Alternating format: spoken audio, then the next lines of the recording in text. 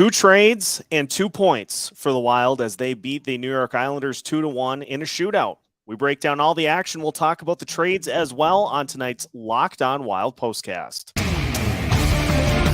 You are Locked On Wild POSTCAST, part of Locked On Sports Minnesota, your team every day.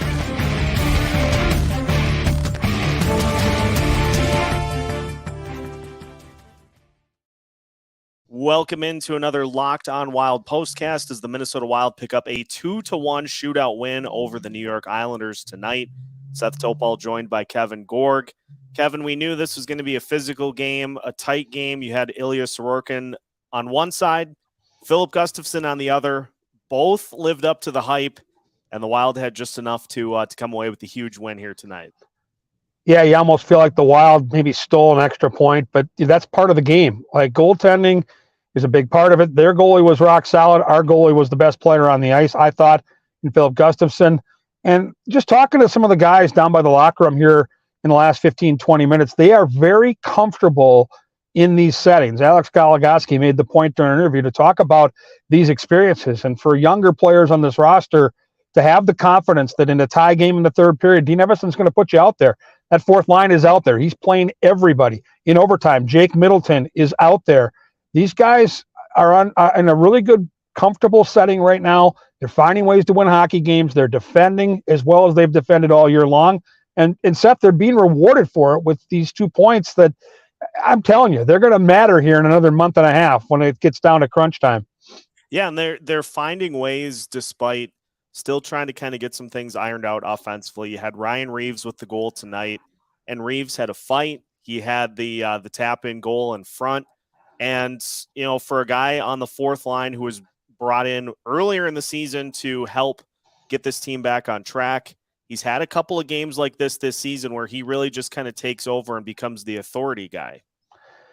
Yeah, I think that fight really set the tone because, the Islanders clearly came out, in the first period and had an edge. You knew they would. Bunch of Minnesota guys on the roster, Zach Parise, one of their leaders, they were going to come out and play really hard. They did, and that fight seemed to get the Wild and the crowd into the hockey game. And then to see Ryan Reaves make a play like that, and don't sleep on the fact that goal was set up by a great play by Jordan Greenway and great communication entering the zone. But to have him swat that thing out of midair, it looked like a night where it was going to be hard to beat Sorokin in any way, shape, or form. And at that point, with the Islanders on the board, with clearly the momentum on their side, that seemed to really flip that. And I thought that goal made an impact, not just at the end of the first period, but throughout the second period when Minnesota probably had their best 20-minute stretch of hockey. We just continue to see Filip Gustavsson amazing night in and night out. And tonight again, you and I were talking before we started tonight, in a season in which he's had a ton of just amazing performances, this might have been the best he's had all year. Yeah, I had a buddy of mine who's a big hockey fan mention, the Devin Dubnyk run when Mike Yeo was coaching and the Wild were left for dead and they made that acquisition. And, his point was, is this fool's gold? I'm like, well, wait a minute. Devin Dubnyk had a pretty good run, more than just that year. But he was a veteran goalie where there was enough of a book on him where you knew there'd be a little bit of a regression to the mean. That's not the case with this kid. He's yet to play a full 82-game schedule. He looks like a guy that's getting better. It's hard for me to say this, Seth, because it doesn't make any sense. It's not logical, but he keeps getting better. And I do think that the confidence he brings to the rink right now has an effect on this hockey team. Dean Evason just got done talking about it in his post-game presser. When you see that kid make the saves he made in overtime, it makes you believe that it's meant to be, like you're meant to get the win. He's that important. He's phenomenal. I think the impact is legit that marc-andre Fleury has had on him, especially when it comes to his preparation for these games. I think the goaltending coach, Freddy Gaudreau, has done an unbelievable job with both these guys. And right now, in my opinion, as good as both guys have been, he looks like the clear number one. And again, if you would have asked me this in October, I would have thought you're crazy. But he's earned it. He's been unbelievable. Well, and the thing for me, too, I always get a kick out of when you get goalies that show a little swagger out there, and Gustavsson did on a couple of those overtime saves, on the shootout saves, too, and that's nothing new for him. Just when the game is at its most critical point, makes the most amazing saves. He had the one off the skate blade tonight that kept the game where it was. It's been truly just a diamond find for Bill Guerin this year. Yeah, I think it's found money. I don't think anybody had any idea what they were getting. And you gave up a good player in Cam Talbot. You gave up a player certainly on the back nine of his career, and a player that's in the last couple of years been very injury prone. And that's happened again to him in Ottawa. And you get this young kid that's unproven, and here he comes. And this is just really the first step in his career. And he's taken a big, big step. But if this is who he is, it's going to be really good for the Wild for a long time, because let's not forget, they've got a prized prospect in Wallstead down in Iowa developing, and he looks like he's going to be the real deal. So if you page forward to 2, 3, 4 years down the road, when the Suter and Parise contracts are gone and Kirill Kaprizov is literally in his prime, you're going to have maybe the best 1-2 tandem in the National Hockey League. And this kid, to me, I don't see a lot of weaknesses. I'm a goaltending guy. I don't see a lot of weak spots in his game. Also, we get another shootout goal for steady Freddy Gaudreau. And it's funny on a team with Matt Zuccarello, Kirill Kaprizov, who just seem automatic in the shootout. Gaudreau he's the closer. He's the lights out guy in the shootout that gets it done. And he did tonight against one of the best goalies in the NHL. Yeah, at the end of the year, sometimes teams do the old unsung hero thing. He'd be a guy I'd have at the top of that list, because the penalty kill has been pretty dramatic and good this year. He does the face-off thing at a high level. And yeah, in this day and age in the National Hockey League, to have that type of weapon in the shootout, that's a game changer. And you're going to look back when we get down to the final week of the season and the Wild are jockeying for, looks like, playoff position right now, the way things are going. You know, the 4, 5, 6, 7 extra points they got when Freddy Gaudreau has been a big part of their shootout success are likely going to make a big impact. That could be the difference between being at the bottom of the playoff picture or having home ice advantage. It's a significant change. And so don't sleep on what he's done. He leads the National Hockey League in shootout goals. It's not Connor McDavid. It's not Austin Matthews. It's Freddy Gaudreau, and it's a hell of a weapon to have. And that was only half the story today, Kevin. The Wild made a couple of trades, and so we'll talk about those as we shift our focus to the road trip with Vancouver and Calgary coming up here through the weekend. Plenty more to come on tonight's Locked On Wild postcast after a word from our sponsors. Tonight is Built Bar. If you're looking for a delicious treat but don't want all the fat and calories, you've got to give Built Bar a try. What makes Built Bar so good? Well, for starters, they're covered in 100% real chocolate. That's right, 100% real chocolate. You can enjoy some unbelievable flavors too, like churro, peanut butter brownie, and coconut almond. If that's not enough, Built Bars are incredibly healthy. They contain just 130 calories, 4 grams of sugar, and a whopping 17 grams of protein. Best of all, you no longer have to wait to get yourself a box of Built Bars. You can stop by your local Walmart or Sam's Club to pick up a box today and enjoy your snacking. If you don't have one close, you can head to Built.com and order a box of Built Bars today, whichever way you choose. Get Built Bar going today. Our Locked On Wild postcast continues as the Wild pick up a 2-1 shootout win over the New York Islanders. Seth Topol joined by Kevin Gorg. Kevin, a couple of trades in the books. A familiar face returning to the Minnesota Wild as Marcus Johansson acquired from the Washington Capitals. And so let's start with that one, as that was the first trade of the day. And the Wild were looking for some scoring punch at the deadline here, and Johansson familiar with the organization, so he's going to get a chance to bring some goals to this team that's in the thick of a playoff push.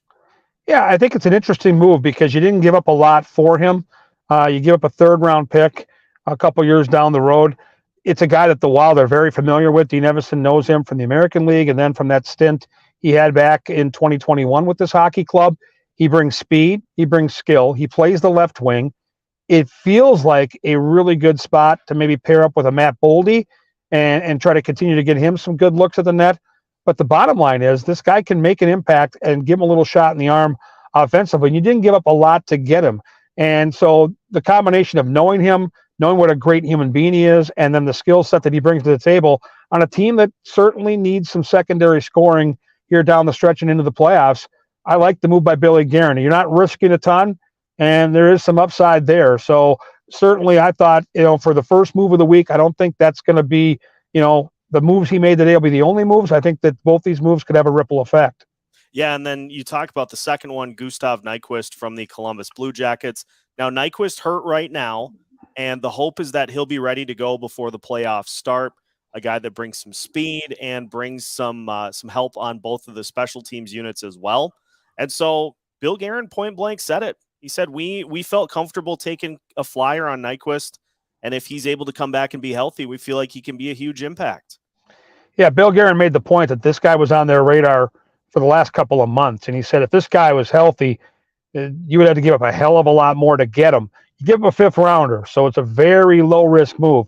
What that move told me, when Bill Guerin made that move and it was announced that he's probably not going to be healthy until the very, very end of the regular season or the playoffs, that's Bill Guerin saying, I think we're going to get in, and I think we could use some help on our special teams. This guy is a very dynamic player. He's come close to scoring 30 goals multiple times in this league. Like Johansson, he's in his early 30s. He's a veteran player. I think he'll be a good locker room guy.